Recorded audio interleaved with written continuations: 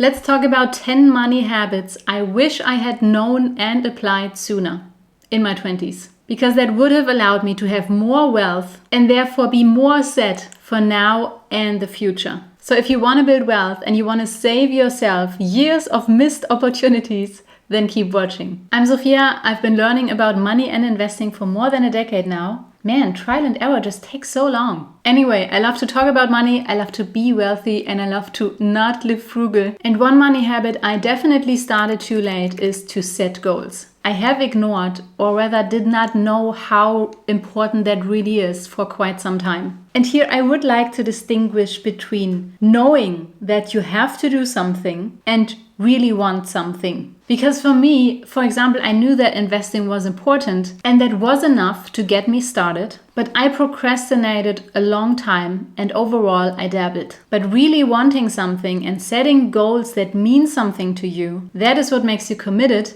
and lets you take action much sooner. I think it also makes the journey more tangible. And as a consequence of that, a money habit that I have delayed was save and invest earlier and more. And I think actually most of the time we underestimate how much we could actually put towards our savings and investments. I definitely did. And I also think when you don't have the right strategies and methods, it passes you by. And so with the knowledge I have now, looking back, I could have started earlier and also more ambitiously than I actually did. And in part responsible for that is also money habit number 3, and that is question my money mindset. So one of the reasons holding us back, besides not having goals, is definitely having a set of beliefs that tell us that we cannot do something. I definitely had beliefs like that. I have to wait until blank. I don't earn enough money. Once I have X, then ... So you get the picture. So all beliefs that are structured like that, they keep us from getting started and therefore are limiting beliefs. And I wish I had found ways to spot them and also dissolve them sooner. And one book that I have read that dives deeper into those limiting beliefs is The Secrets of the Millionaire Mind by Harv Eker. I'll link it down below. And now I do this on a constant basis. And by the way, I still have them. And whenever I catch myself thinking I cannot, then I try to find counter evidence and to swap that old belief with a new one that empowers me instead of restricting me. And another money habit that I wish I'd known sooner is to think big. And this is kind of related to the questioning my money mindset part, because when limiting beliefs run on autopilot, which they usually do, they also lead to automatically us thinking smaller. So I force myself to think big and set unreasonable goals. One example could be, I want to grow my net worth by $100,000 in 1 month. Now, if you earn less than $100,000 a year, then obviously this will not be possible. But this can have the effect of you getting creative of how you can actually at least get closer to this goal. And you know what effort you could put in to reach it. If on the other hand, you set yourself the goal of saving $10,000 within 5 years, even on a low income, this is not a challenge. Do you know what I mean? So to think big and set your goal in a way that it challenges you, I think is really the way to go. Of course, it should also not be as, high that it discourages you. So do feel free to experiment a bit with different goals, but challenge yourself and then see how it changes your thinking and also your behavior. And then you can adapt the thinking big accordingly. One money habit I discovered relatively late in my financial journey was to track my net worth. And that simply means to measure my wealth. And I've actually saved and invested for a long time until I did this for the very first time. But this is definitely also one of the habits that makes your financial journey much more tangible. Because once I started measuring, I had a visual, and that was also much more rewarding because now I could see my wealth grow. Even more than just opening my investment account and seeing the balance, because the balance never really has a reference point, does it? But when you track your net worth in an Excel sheet like I do, and you see the numbers you started with, and then you see them develop, then you literally see your progress. And even when you don't see progress, then it's something you can take action on. By the way, if you want to use my Excel sheet as well, there's a link down below. Another money habit that took me some time is to have a coach. A coach that helps you to navigate this new space. If you start something new, then you might just be a little lost with all the information out there. At least I was. And then it can be very helpful to have someone who just guides you through this step by step. And even if you're not new anymore, a coach can help you to see blind spots. Blind spots that you cannot see yourself in your own situation. And I remember my first money coach was Bodo Schäfer. He's a German money coach. And he also said to have a coach. And I remember how I was stressed out when I heard him say, you need a coach. Because I thought, where am I going to get a coach? Do I need to reach out now to people and ask if they would coach me? But it really is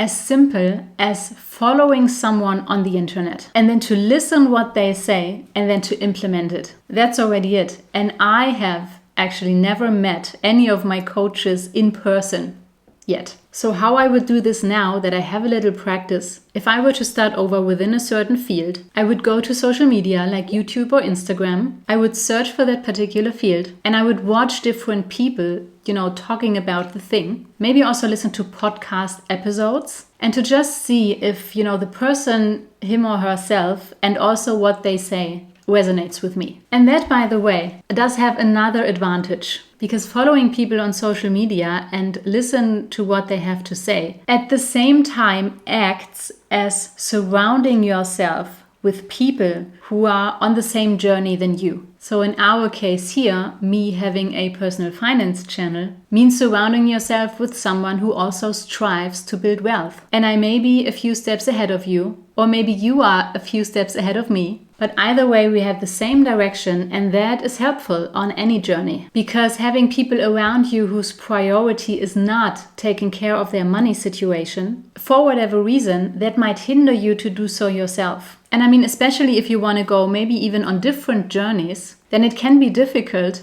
to find friends in all of those different journeys. You know what I mean? So a quick way to surround yourself with people who are on the same track than you is just find a coach, and it's totally fine to not find one in person, but to just follow someone and listen to what they're saying. Another money habit that is actually pretty easy, it doesn't take long, and it can have a huge payoff is to simply review. We already talked about goals in the beginning, and review means to simply check in once in a while. Check in with yourself. How happy are you with your financial situation? Are you on track with your goals? Do you want to set new ones maybe? Did your priorities change? What are your priorities? What are your values? All those questions that help us align what we want with our actually daily basis behavior. And this review can be monthly, it can be quarterly, it can even be yearly. And you just check where you stand and if you are on track. And this, beside a coach, is a way to find blind spots. Because if, for example, you notice that you did not reach your goal or you didn't get any closer to it, then this can show you areas where you can improve. And this is also something that you can make a ritual. Make it fun. Put on music, lit a candle, make yourself a tea or get a nice snack or something when you do this. And relating to that is also another money habit, and that is plan long term. Because your habits today, all the ones we already talked about, determine your life in 5 years from now, 10 years from now, 20 years from now. And in your 20s, at least that was the way for me, you don't really think about those things. You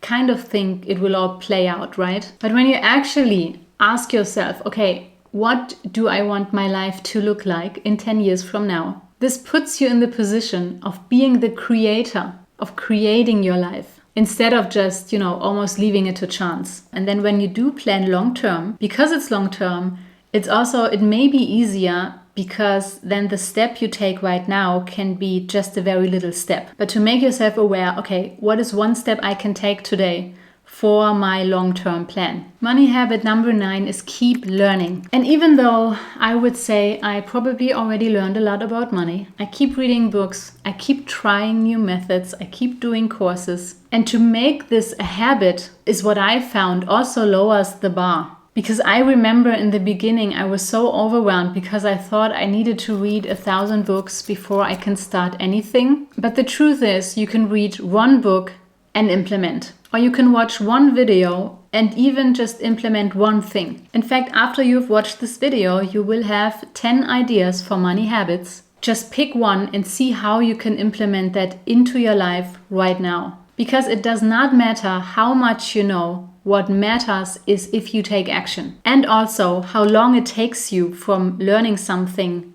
and then put it into action. And the quicker that becomes, so learning, doing, learning, doing, learning, doing, the faster you will have success. And money habit number 10 is add playfulness. Make the journey fun. Because as much as I believe in automation and in reducing the actual action that you have to put in, money management is still something that will stay with you for your whole life. So of course it definitely makes sense to achieve as much as possible with as little action as possible. But the few actions or habits that we all talked about now that stay, make them fun. Find ways of gamification. Challenge yourself. Reward yourself. Rest if it helps. Start again. Combine it with something that you really like doing. Because that, I think, is one of the secrets. To stick with it for a long time and also be successful. If one of your goals happens to be how to start investing, I will link a video for you here where I talk about